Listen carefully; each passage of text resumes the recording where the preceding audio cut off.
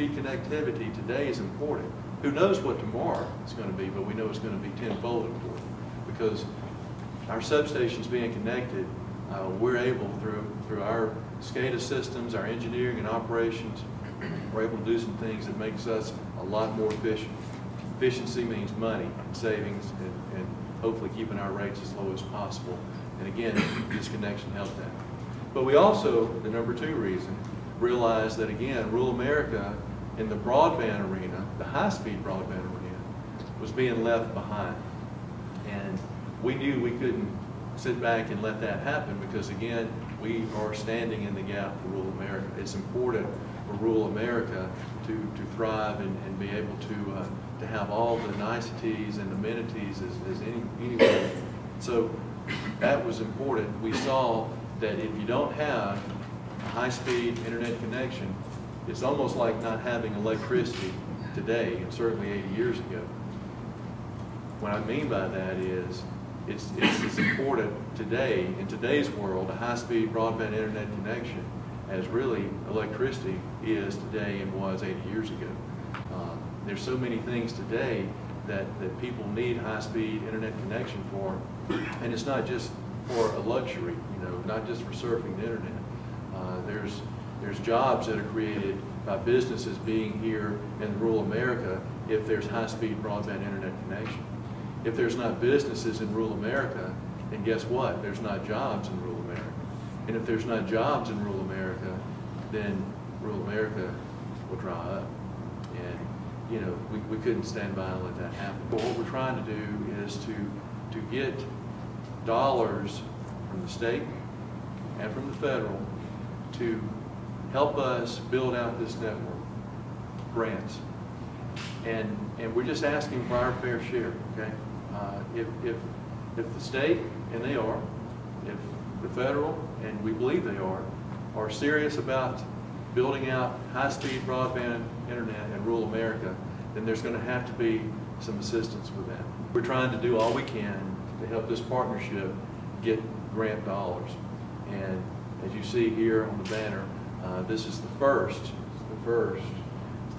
if we hope, of many grant dollars that are coming back to the Wiregrass region that's going to help Wiregrass members, Wiregrass elected cooperative members, and the Wiregrass community have broadband internet high-speed connections, so they don't have to move away from here. Jeff, they don't have to move away from Park. They don't have to, Chairman C, they don't have to move away from Geneva County because there won't be any need to, because everything that's in the big cities will be here in rural America. That's what we're after. Our goal is clear. We want everybody that's a Wiregrass electric cooperative member and living in rural Wiregrass America, we want everyone to have access to a broadband high-speed internet connection. That's a big goal, okay? That will happen for some today. For some, that might happen tomorrow. For some, that might be 2 years from now. And yet for others, we might be looking at 5+ years. I mentioned we've been in the business for 80 years. We're still building out through our work plan today, our electric cooperative. It's not finished yet. And that'll be the same thing with Troy Cable. The quick thing is, $500,000+, that's a lot of money. Wow. County Road 49 hooked me up. We're ready. It's ready. Well, obviously that's a lot of money. It is a lot of money. But, we're estimating $60 million that it will take to accomplish our goal, and that's have everybody connected. What you see here in the blue is Troy Cable, where they were prior to our agreement or our partnership. In the red, what you see is from the partnership, the substations that were connected. And by the way, 14 of our substations, Jay, right, will be connected within 60 days from now. So that's just a little over a year and a half since we started this, and all of those substations will be connected. What does that mean?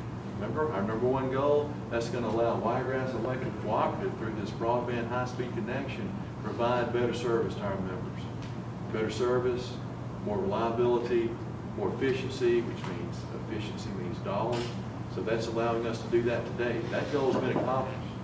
But what it also means is, again, these red lines relate to about 25% of our members now having access to a high-speed broadband internet connection that really the majority of them didn't have before this. So 25% of our members are already in the bullseye. And I would echo, the economic development's very big impact, because just like with these business parks, when you have these looks, these developers come in. If we don't have electricity, we don't get a look. If we don't have sewer and water, we don't get a look. And if we don't have broadband and telephone, we don't get a look. So that'll open up for some more jobs for the area. Very expensive endeavor.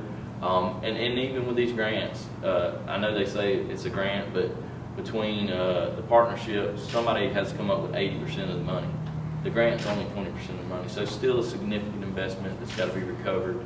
But we're grateful of the state and of our partners. What we did is provide Troy Cable with some anchor points where they could, shoot this out, because they knew we were committed to using their services, helping them recover that investment. So everywhere we have a sub, they're passing by, hundreds of our members to get there.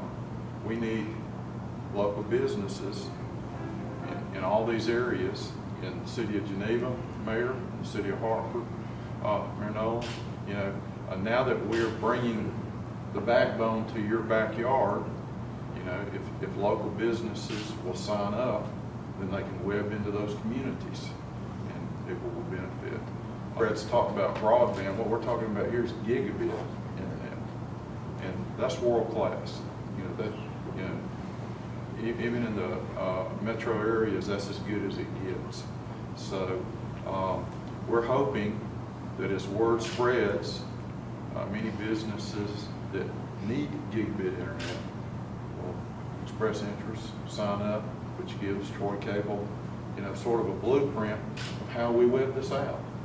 Because each year you get a little bit of money, where do you go? Well, you go where there's an opportunity to recover your investment over time. So we need anchor points. That's what created that first blue line, wasn't it? Some school systems. Yeah. So a lot of this happened when the schools were connected. And the next phase is going to require more businesses like Wiregrass Electric to say, we need gigabit internet, and we'll invite you to come. And as that happens, people will get served. And Brad and Jake and others have done a good job helping our federal representatives understand that in the past, the millions of dollars that have been awarded in this state have not benefited us. And it has to do with how they look at a territory, and they say in Geneva County that every census plot was covered according to the FCC map. And so there's been a lot of work to educate our federal representatives that that's a farce, and that's got to change. If that doesn't change, we won't get any federal money. So we're all working on that, and we're all trying to educate everybody about that. And so, it's a partnership with us, it's a partnership with our government, it's a partnership with our businesses, it's a partnership with our media. We really appreciate the media helping us get this message out. And we will prevail. What we're going to try to do, branded under the Broadband for the Wiregrass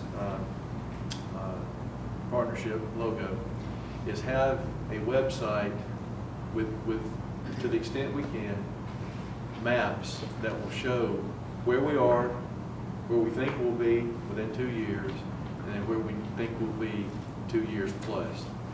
And that's what we're working on now. We don't have that ready today, but we're working hard on getting that ready.